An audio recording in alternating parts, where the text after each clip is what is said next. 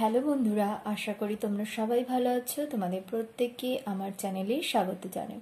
বন্ধুরা, আজকে ক্লাসে আমরা শিখব একটি নতুন জিনিস। তা হলো, আমরা সবাই জানি, কিন্তু লেখার ক্ষেত্রে আমরা অনেক সময় তা গুলিয়ে ফেলি বা আমরা ভুল করে থাকি।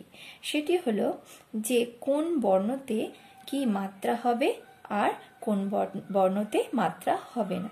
অর্থাৎ পূর্ণমাত্রার বর্ণ কোনটি হবে বা অংশমাত্রার বর্ণ কোনটি হবে বা মাত্রাহীন বর্ণ কোনগুলো।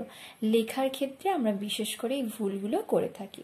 তো আজকে আমি এই ক্লাসে তোমাদের সুন্দর করে বুঝিয়ে দেব যে কোন বর্ণে মাত্রা হয়, কোন বর্ণে মাত্রা দিতে নেই, আর কোন বর্ণতে অর্ধমাত্রা হয়ে থাকে।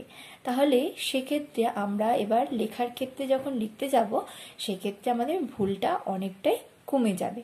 তাহলে এসো আমরা এখানে সুন্দরভাবে বুঝে নিই যে পূর্ণমাত্রার বর্ণ কোনগুলো আছে। তাহলে প্রত্যেকেই আমরা চিনব। এখানে পূর্ণমাত্রার বর্ণ হলো স্বরবর্ণ আর ব্যঞ্জন বর্ণের মধ্যে অ, আ, হর্ষই, দীর্ঘই, হর্ষ, দীর্ঘ, ক, খ, চ, ছ, বর্গীয় জ, ট, ঠ, ড, ঢ, ত, দ, দন্তের ন, ফ, ব, ভ, ম, অন্ত্যস্ত জ, বয়সন র, ল, পেট কাটা মূর্ধন্য স, দন্তের স, হ, দয়সন র, ধয়সন র, অন্ত্যস্ত। তাহলে এই প্রত্যেকটি বর্ণ স্বরবর্ণ এবং ব্যঞ্জন বর্ণ থেকে এই বর্ণগুলিকে বলা হয় পূর্ণ মাত্রার বর্ণ। এই যে আমরা এখানে দেখতে পাচ্ছি লেখা আছে পূর্ণ মাত্রার বর্ণ। তাহলে এই বর্ণগুলির মাথায় সবসময় আমাদের পূর্ণ মাত্রা দিতে হবে। যদি আমরা পূর্ণ মাত্রা না দিই তাহলে কিন্তু বর্ণলেখা ভুল হবে। তারপরে আছে আমরা দেখতে পাচ্ছি অংশমাত্রার বর্ণ বা অর্ধমাত্রার বর্ণ। অর্থাৎ অংশ মানেই হচ্ছে অল্প খানিকটা মাত্রা দিতে হবে। তাহলে কোন বর্ণগুলোতে আমাদের অংশ বা অর্ধমাত্রা দিয়ে লিখতে হবে সেই বর্ণগুলি আমরা এখানে আজকে দেখে নিই। খ, গ, ঝ, মূর্ধন্য, থ, ধ, প, তালবেশ। তাহলে এখানে আমরা মোট দেখতে পাচ্ছি 8টি বর্ণতে অর্ধ বা অংশমাত্রার বর্ণ এখানে দেওয়া হয়েছে।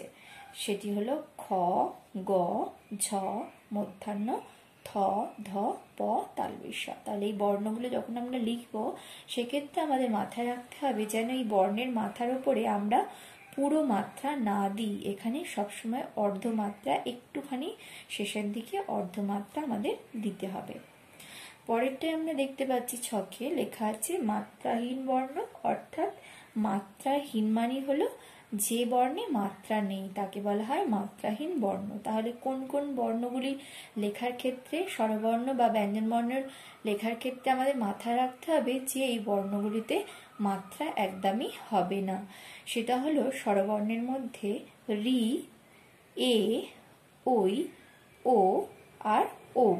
আর ব্যঞ্জন বর্ণের মধ্যে হচ্ছে উ, ইয়, খণ্ডের ত, অনুস্বর, বিসর্গ, চন্দ্রবিন্দু।